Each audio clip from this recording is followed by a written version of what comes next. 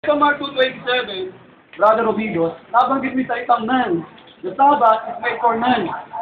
Bakit kaya hindi sinabi salitang Grego that the Sabbath, sarkan, pasansarkan? Bakit kaya hindi sinabi salitang Grego, the Sabbath is made for all men, but the Sabbath is made for man? Okay.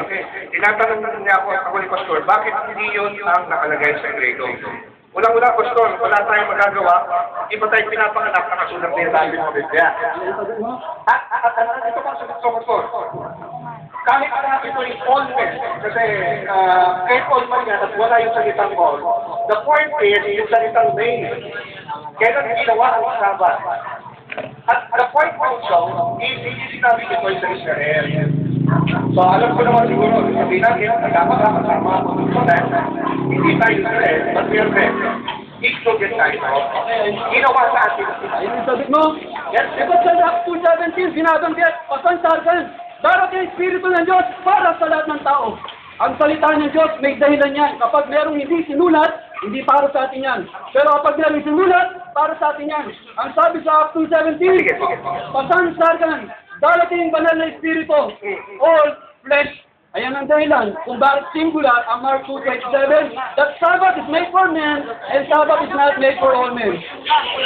Okay, quiet po yung audience. Wala. Okay. Naintindihan ko siya, Pastor. Okay. Tanong. Pastor, ito. Tanong ba yun sa akin? Tanong na ba yun sa akin? Hindi difference eh. Or comment? Ang suppose lang, sabi mo, men, Acts 2:17, all flesh, ginagamit sa lahat ng naman. At hindi rin ginamit, pantas ang suppose sa Mark 2:27. Okay. So, anong question po dito, Pastor? Anong question? Sabi niya, ganun pagkagamit sa isang Grego. Ba't iba? Okay. Iba siya, but it doesn't mean kung ano yung nasa isip mo na maaaring sabihin mo kasi sa Mark 2:27, wala yung salitang panta. It's a Greek, yung all. Panta. And it doesn't mean na hindi ito lahat ng tao. Kasi nga ang problema, Pastor. Kasi ang point natin, ang context kung salita natin anthropos is yung genomai. May at alam natin na ito'y ginawa ang Sabat panahon ni Adam and Eve. Wala pa ang Israelites. So, kailangan ma-reconcile yun. Di ba? Wala pa sa wala pa sila ma-Israelites na. Adam and Eve.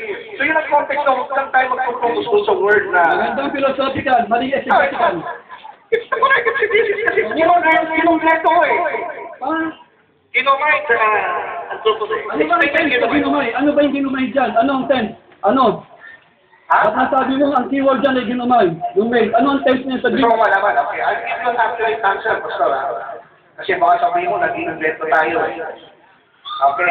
Ano ang tense? Ano yung ginumay ng version ba yan? Bible dictionary ba yan? Dactyl ba yan? Ano yung ginumay mo? Ito ipapakita. Alam natin sa mga tao. Okay. And he said unto them, the Sabbath was made.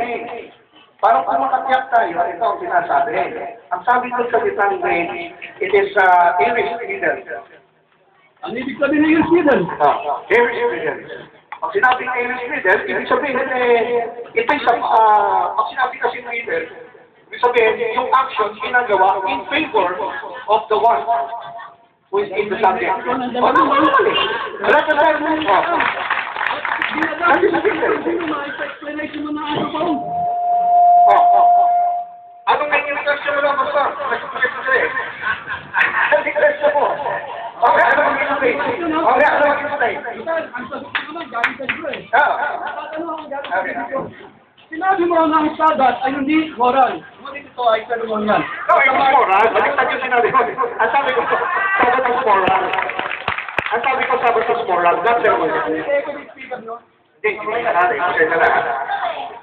Ang sabi ko, Pastor, ang Sabbath is moral. Ceremonial. Baliktad yung sinabi ko. Ulitin mo. Ang sabi ko, ang Sabbath, second day Sabbath giving is moral. Hindi ceremonial. Kasi baliktad yung pagkakasabi nyo. Okay, so hindi na may difference. Iwanagin natin. Ang sabi mo, Sabbath ay ano? Moral o ceremonial? Sabbath is moral, no? Moral. Kapag hindi mo ginawang moral, nag-aakala ka lang? Of course. Sa Matthew 12:9, merong hindi gumawa ng Sabbath, mga saserdote, pero hindi nasasala. Bakit? Ayan, tatanong ako bakit pastor. Okay, kasi po, ang ginagawa ng mga pastor, different pagsabat, may kinalaman sa kaligtasan. Kaya, yun po sa sabat. Pag may kinalaman po sa kaligtasan, valid po ang pamimili ng sabat. Sir, alam nga sa sacerdote, naglalaro lang, naglalakwat siya lang, nagtatanim, sa sacerdote ang ginagawa, kung sino magkakasala. Pwede palang labagin ang sabat. Hindi nga pagkabagyan ko siya. Ginabag ka nilang sabat. Hindi nga pagkabagyan. Ang nag-iisip na ito yung paglabas. Dahil mga sa Biblia mo, hindi nila nilabag. Pakibasa ang Matthew 12. Oo, sinusundan kasi ni Kristo yung kaisipan ng mga Pariseo. Ang ginagawa ni Cristo, pakibasa Kaya ang nga, Matthew 12. sinabi ni Kristo. Sabat o hindi, ng mga sacerdote. Sinusundan ni Kristo yung kaisipan ng mga Pariseo na para sa kanila, ito yung paglabas. Pero kung ito si hindi. Sinusundan niya, he's just following their absurdity. Yun ang argument na pinatawag natin, reducing absurdity. Huwag mo natin bigyan philosophy ko. Pagka hindi mo sa kanila, ba yun? Ano ba? So yung mga... Yun ang sagot ko eh. Iwanag ko, nilabag ang sabat, ngunit hindi sila Diyos. Yun ang sagot ko eh. Bakit kaya hindi? Kasi kami pinalaman sa kaligtasan. Ano mo sabi mo sa... Hindi ka nalang sa... Sinabi ba doon? Nabanggit ba ang salitang kaligtasan dyan? Saan na nagtatrabaho yung mga sasagote ayon sa talata? Di ba sa loob ng templo? Sa loob sa labas? Di ba sa loob? Kahit saan pa, mahal. Ang talata tayo, huwag ko yung tatakbo.